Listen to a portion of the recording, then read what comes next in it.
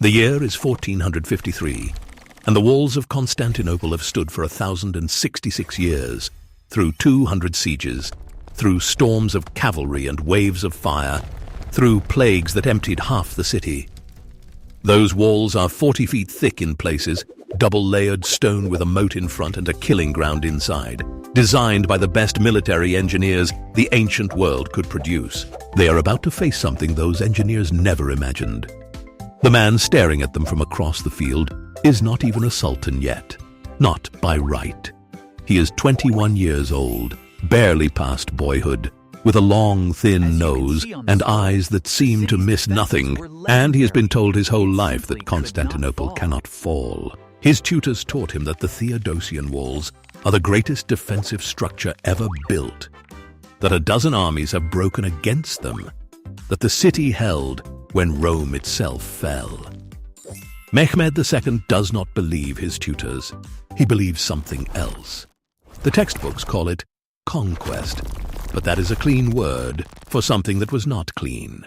What happened in the spring of that year was not a battle between equal forces, not a clash of titans, not a glorious finale to an empire. It was a door that someone forgot to lock, a forgotten gate in a forgotten section of wall, a hinge that had not been oiled in generations. If you have ever sat through a history class where the teacher told you that Constantinople fell because of massive cannons, because the walls crumbled under Turkish bombardment, because Mehmed was simply too strong, you were taught a half-truth. The cannons existed, yes, massive bombards that shook the earth for miles, but they were not what opened the city. Here is what nobody tells you about siege warfare in the 15th century. A siege is not a single event. It is 1,000 small decisions made over weeks and months, each one carrying the weight of human life, each one shaped by fear, hunger, exhaustion, and the strange, stubborn hope that somehow relief will come before the walls break. Constantinople in 1453 had been shrinking for 200 years. The empire that once ruled from the Atlantic to the Tigris was now just the city itself, a few islands in the Aegean, and a strip of land in the Peloponnese. The population that had once been 500,000 was now perhaps 50,000, and of those, maybe 7,000 were capable of bearing arms. The rest were old men, women, children, monks, merchants who had not managed to flee. The emperor, Constantine XI, was the last Roman emperor in a direct line stretching back to Augustus. He knew what was coming. He had sent desperate pleas to the Pope, to Venice, to Genoa, to anyone who would listen. The pleas were met with sympathy, promises, delays, and very few ships. Mehmed, meanwhile, had spent 2 years preparing. He built a fortress on the European shore of the Bosporus, right at the narrowest point, just 5 miles north of the city. The fortress was called Rumeli Hisara, and it was built in 4 months with thousands of workers, a statement of intent so obvious that the Byzantines could not ignore it. Here is the part you might not know. The fortress was designed in the shape of the Arabic letters, spelling the Prophet Muhammad's name. Every stone, every tower, every gate was laid out to be read from the water. The message was not subtle. Mehmed did not just build a castle, he printed a prophecy. If you caught that detail, a fortress designed as a calligraphic message from the water, then you are exactly the kind of mind this channel is built for. Subscribe so you do not miss the next layer of meaning hidden in these stones. And drop a comment. What other prophecy do you think Mehmed was trying to write across the landscape? And he brought a Hungarian engineer named Urban, a man who had first offered his services to the Byzantine emperor and been turned away because the empire could not pay his salary. Urban went to Mehmed instead, presented his designs for a cannon that would make anything before it looked like a toy. The bombard that Urban built was 27 feet long, fired stone balls weighing 1,200 pounds, and required 60 oxen and 400 men to move. It took 3 hours to reload. The noise of its firing could be heard 10 miles away. The ground shook, the walls trembled, and inside the city, people believed the world was ending. But here is the contradiction the textbooks glide past. That bombard, the great Ottoman gun, the wonder of its age, it cracked on the second day. The heat and the stress of firing were too much. The barrel split. The crew had to rush to reinforce it with iron bands, and even then, it could only fire 7 times a day at most. The walls of Constantinople had survived 1,000 years of siege. 7 stone balls a day were not going to bring them down. What the bombard did was something else entirely. It broke the spirit. Inside the city, you could not escape the sound. It was not like thunder. It was like the earth groaning in pain, a low, heavy vibration that resonated in your chest, in your teeth, in the marrow of your bones. The old women in the churches prayed ceaselessly, clutching icons that had been through centuries of similar crises. The soldiers on the walls watched the smoke clear after each shot, waiting to see which section had been damaged. Imagine living inside that sound for 54 days, knowing that each shot could be the one that opens the wall, knowing that relief was supposed to have come weeks ago, knowing that the Venetian ships you saw on the horizon last Tuesday were gone again, never closer. There is a moment in every siege where the defenders realize that salvation is not coming. It is not a dramatic moment. It is not a speech or a flag being lowered. It is a quiet morning in the 3rd week or the 5th week or the 8th week when you walk to your post and see the same faces you saw yesterday. But something has changed in their eyes. The hope has drained out. They are still fighting, but they are fighting because there is nothing else to do. That moment came on the 28th day of March, 1453, when 3 massive Ottoman ships broke through the chain that guarded the Golden Horn. The chain was meant to stop any fleet from entering the harbor. 3 ships, 2 of them Italian, had forced their way through with desperate courage, bringing supplies and a few hundred men. But the city's navy was essentially gone. The ships could land, but they could not break the blockade. The defenders cheered anyway. They cheered because they needed to believe something. Mehmed watched from his camp on the European side and did not cheer. He had a problem. His fleet was being held at bay by a chain, and his cannons could only do so much against the land walls. The siege was turning into a war of attrition, and attrition favored the defenders. A city with walls like Constantinople could hold for months, maybe longer than the Ottoman treasury could sustain. So Mehmed did something his advisors considered madness. He decided to move his ships overland, not around the chain, overland, across a hill 3 miles wide, covered in dense scrub and vineyards. He ordered a road of greased logs to be laid from the Bosporus to the Golden Horn. 70 ships, each weighing dozens of tons, were dragged by oxen and hundreds of men over that road. Sails were hoisted. Orders were shouted in the dark. The local population watched in stunned silence as entire warships sailed across the hillside. The sight of the Ottoman fleet appearing in the Golden Horn on the morning of April 22nd broke something in the defenders. They had spent weeks defending the chain, believing it was the only approach. Now the enemy was on both sides. The land walls were under constant bombardment. The harbor was no longer safe. The city was surrounded in a way it had never been surrounded before. If you have ever played a siege scenario in a strategy game and thought, that move is impossible, you know exactly why this moment matters. Subscribe to be part of a community that digs into the real tactics, the desperate gambles that game logic tells you cannot work.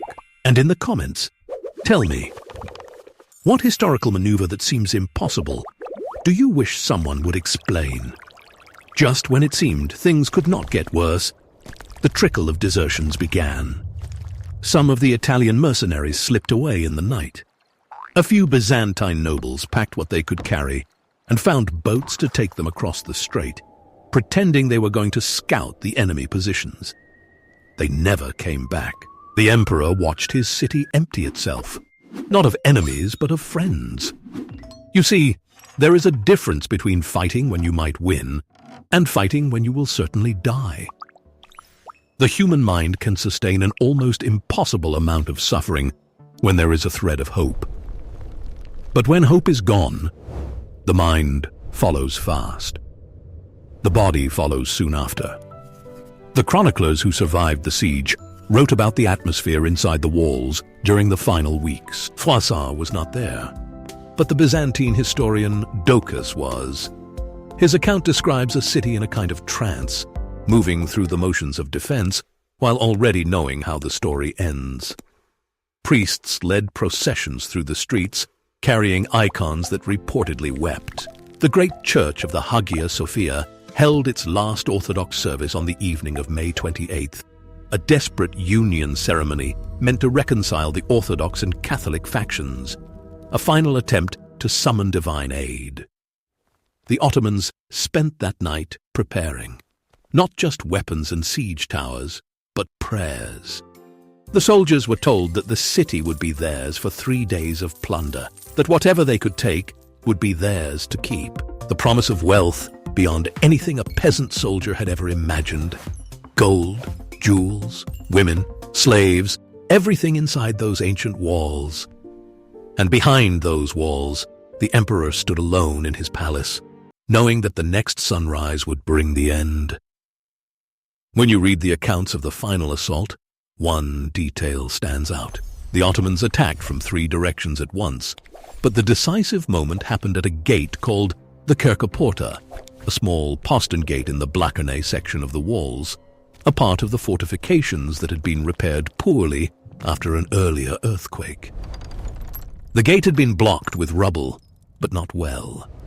A group of Ottoman soldiers found it unlocked or broken open, or perhaps the guard had simply fallen asleep. This is the hinge on which an empire fell. A gate left ajar. 50 janissaries poured through that opening. They climbed the tower next to it, raised the Ottoman flag, and the defenders saw the red banner fluttering where their own flag should have been. It took less than 30 minutes for the morale of the entire defense to collapse. Men abandoned their posts. Others ran for the harbor, the ancient Roman city, the second Rome. The city that had stood when the original Rome fell was breached. The Emperor Constantine XI was last seen at the gate of St. Romanus, surrounded by a handful of loyal men fighting in the press until he was lost from sight. His body was never found. Some say he was killed and his body trampled beyond recognition. Others say he escaped through a hidden tunnel, vanishing into legend. The Ottomans searched for him to confirm his death, to produce the head or the ring or the sword that would prove the empire was gone. They found nothing. Mehmed entered the city the following day, not in triumph, but in something more measured. He walked through streets piled with bodies, past churches stripped of their treasures, past the bodies of monks and nuns and children, past the great bronze doors of the Hagia Sophia, which his soldiers had already broken down. He rode his horse into the cathedral itself, and a chronicler describes him stopping at the blood-smeared marble floor, looking at the destruction his army had caused. He was 21 years old. He had conquered the city that had resisted every army for 1,000 years. And he wept. The chronicle says he wept because a city so beautiful had been so thoroughly ruined. But there is another possibility. Perhaps he wept because he understood what he had destroyed, because the price of the victory was higher than he had calculated, because the dream of Suleiman the Magnificent and the rebuilding of Rome would come too late for the thousands who died in the final hours. This is the thing about sieges that the game tutorials do not teach you. The before and after are never symmetrical. You do not take a city and then continue as before. The city changes you. The blood in the streets changes the man who ordered the blood. The emperor who vanished without a trace becomes more powerful in death than he ever was in life, a symbol that will be invoked for centuries. Following the conquest, Mehmed would spend the rest of his reign trying to legitimize what he had done, to make Constantinople into Istanbul, to rebuild the churches into mosques, to repopulate the empty neighborhoods with Muslims and Jews and Christians from other lands. He succeeded, But the city he rebuilt was not the city he conquered. That city, the Constantinople of Constantine, the Eastern Roman capital that had glowed like a beacon through the Dark Ages, was gone. The door that was left unlocked at the Porta became a legend in itself. Historians still debate whether it was truly unlocked, whether a defender betrayed the gate, whether a janissary simply found a gap in the wall and widened it. The truth, as with so much of history, is buried under the accounts of people who were not there, writing years later, shaping the story to fit their own purposes. But the lesson of the unlocked door is not about betrayal or incompetence. It is about the fragility of all systems that depend on human vigilance. A wall 40 feet thick is useless if the one man at the postern gate is exhausted, or greedy, or unlucky, or simply looking the wrong way when the enemy arrives. The entire weight of empire can collapse on a single human failure. That single human failure, the Porta, is the kind of detail that changes your entire understanding of history. Subscribe so you never miss the next hinge point story, the next moment where a forgotten detail rewrites everything. And in the comments, drop the name of one other historical turning point that came down to a single mistake or a single person. And here is where the story turns away from what you might expect. The fall of Constantinople is often taught as the end of something, the final nail in the Byzantine coffin, the moment the Middle Ages gave way to the Renaissance. And that is true, in a sense. The scholars who fled the city brought Greek texts to Italy, fueling the revival of classical learning that had already begun. The trade routes that had passed through Constantinople now required negotiation with the Ottomans, pushing European explorers to find new paths to the east, paths that led to Vasco da Gama and Columbus. But it is also the beginning of something that is still unfolding. The conquest of Constantinople created the Ottoman Empire as a world power, a force that would dominate the Eastern Mediterranean for 400 years, that would lay siege to Vienna twice, that would control the land routes to Asia and the spice trade, that would become the great antagonist of the European imagination. And the emperor who vanished, Constantine XI, became a legend of its own. The Marble King, the Greeks called him. The emperor turned to stone, waiting in a cave beneath the city, to rise again when the city of the faithful is in danger. You can still find old Greek men in Istanbul who will tell you that Constantine is not dead, that he waits beneath the ground, that his sword will one day be drawn again. The siege of Constantinople ended in 1453. The legend of the Marble King has not ended, and that, in a strange way, is the real story of the door. The body that was never found, the emperor who vanished into myth, the city that became a dream and a wound and a promise all at once. The door was not just a gate, it was a passage from history into story. The Chronicle of Michael Ducas, written within weeks of the event, records that on the night before the final assault, a strange light was seen in the sky over the city. The defenders took it as a sign of divine protection. The Ottomans took it as a sign of divine approval. The light was recorded in both Christian and Muslim sources, though they interpreted it differently. You decide what it meant, because the meaning of history is never in the event itself.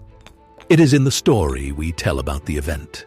And the story of Constantinople, the story of the unlocked door, the story of the weeping Sultan and the vanished emperor, is still being written. The siege ended. The story did not. The last church service in the Hagia Sophia ended with the priest chanting the ancient words of the liturgy, the same words that had been chanted there for 900 years. The Ottomans were at the gates, the walls were crumbling, and the priest continued to chant, because that is what priests do, because if you stop singing, the silence wins. They say the priest vanished into the marble walls himself, that he is still there, still waiting, still chanting. They say that when the city is finally Christian again, he will emerge and finish the service. Whether you believe that or not, the story itself carries a truth. Civilizations do not end when the walls fall. They end when the last voice stops singing. And that voice, in Constantinople, never stopped. It is still singing somewhere, in the marble, in the cracks of the walls, in the memory of a door that was forgotten and a gate that was left open. Next time, we will follow the door, because the door was not an accident.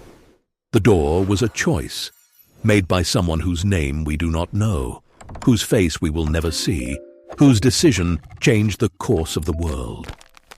The siege of Constantinople was not won by cannons. It was won by a hinge that did not hold. And the story of that hinge, the true story, the story they do not teach you in school, is waiting on the other side.